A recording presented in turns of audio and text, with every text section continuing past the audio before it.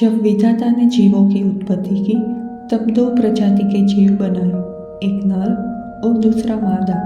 परंतु शास्त्रों के अनुसार आत्मा को इनमें से किसी भी श्रेणी में नहीं रखा गया।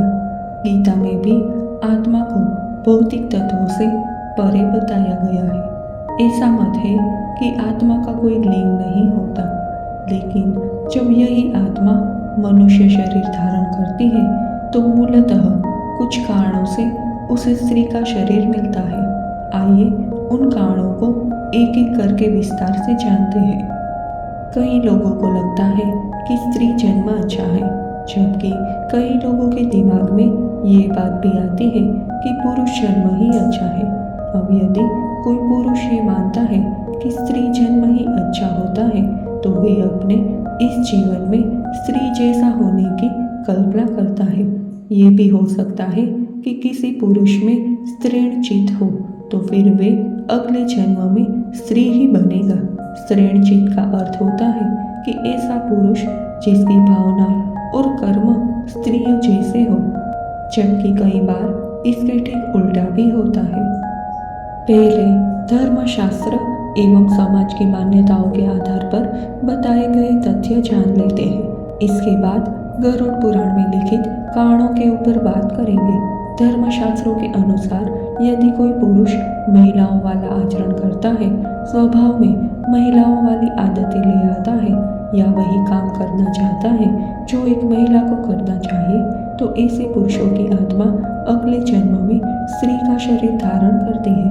ठीक इसी तरह अगर कोई मनुष्य पशुओं के समान व्यवहार करता है, उन्हीं चीजों का सेवन करता है जिसका पशु सेवन करते हैं, तो ऐसे लोगों को निश्चित रूप से अगले जन्म में पशु बनना पड़ता है। अब आपको बताते हैं कि स्त्री जन्म को लेकर गरुड़ पुराण में क्या लिखा है। गरुड़ पुराण में जन्म मरण से लेकर अगले जन्म तक की तमाम बातों का जिक्र किया गया है, यानी कि किन किन स्थितियों में एक पुरुष को अगले जन्म में स्त्री का शरीर धारण करना पड़ता है। गीता में भगवान श्री कृष्ण ने कहा है कि आत्मा अजर है और अमर है। जिस तरह से व्यक्ति अपने वस्त्रों को बदलता है, आत्मा भी उसी तरह से नया जन्म लेकर अपना शरीर बदलती है। ये सिलसिला तब तक चलता रहता है जब तक उस आत्मा को मुक्ति ना मिल जाए। गरुड़ पुराण में भी आत्मा के बार बार जन्म लेने का जिक्र सुनने को मिलता है, लेकिन ऐसे में कई बार मन में एक प्रश्न आता है कि आत्मा का तो कोई जेंडर नहीं है, फिर जन्म के समय कैसे निर्धारित होगा कि कौन सी आत्मा को पुरुष का शरीर मिलेगा और कौन सी आत्मा को स्त्री का। इसके अलावा जो आत्मा वर्तमान में पुरुष शरीर में है, वे क्या अगले जन्म में भी पुरुष ही बनेगी? ये उसे स्त्री का शरीर भी मिल सकता है। इन सभी सवालों के जवाब भी गरुड़ पुराण में देखने को मिलते हैं।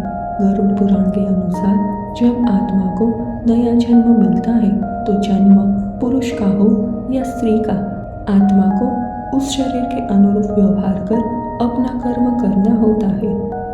शरीर के सरिये कर्म करके ही एक आत्मा अपने जन्म के उद्देश्य को सार्थक भी बना सकती है और निरर्थक भी। अच्छे कर्म करके आत्मा मुक्ति के मार्ग की ओर अग्रसर हो सकती है और वही बुरे कर्म करके अपनी स्थिति को भविष्य में बदतर बना सकते हैं। गरुड़ पुराण के अनुसार मृत्यु के समय मनुष्य की आसक्ति जिस ओर होती है, उसका जन्म इस आसक्ति के आधार पर होता है।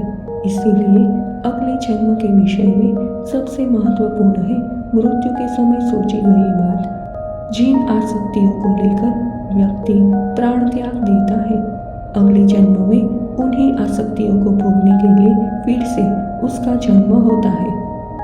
ठीक इसी तरह अगर कोई मनुष्य पशु के समान व्यवहार करता है, उन्हीं चीजों का सेवन करता है जिसका पशु सेवन करते हैं, तो ऐसे लोगों को निश्चित रूप से अगले जन्म में पशु बनना पड़ता है।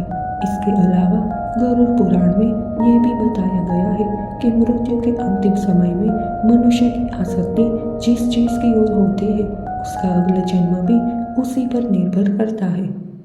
कुछ मान्यताओं के अनुसार जो व्यक्ति स्त्रियों का अनादर करता है, उनका अपमान करता है या अपनी स्त्री को सताता है तो उसे अगले जन्म में स्त्री बनकर पूर्व जन्म में की गई गलतियों का दंड भोगना पड़ता है और अपने स्त्री जन्म में उसे वही सब कष्ट मिलते हैं जो कष्ट उसने अपने पिछले जन्म में स्त्रियों को दिए होते हैं।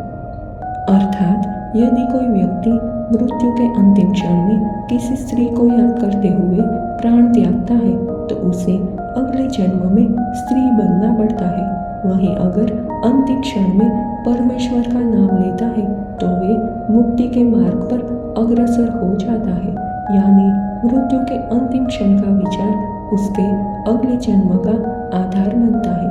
इसीलिए शास्त्रों में कहा गया है कि मरते समय हमेशा राम का नाम लेना चाहिए, या फिर जिस भी ईश्वर को आप मानते हैं, जिनमें आपकी आस्था है, उनका ध्यान करना चाहिए।